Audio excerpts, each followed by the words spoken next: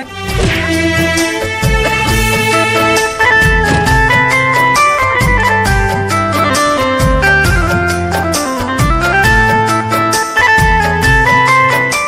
रे साला निकल घर में से। हाँ मालिक, आई ना बैठी ना।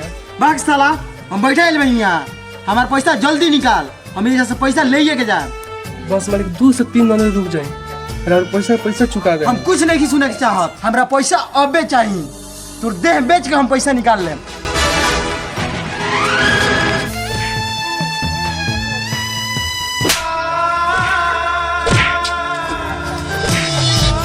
भाई हो लबू है जे विपत्तिया के बाटे।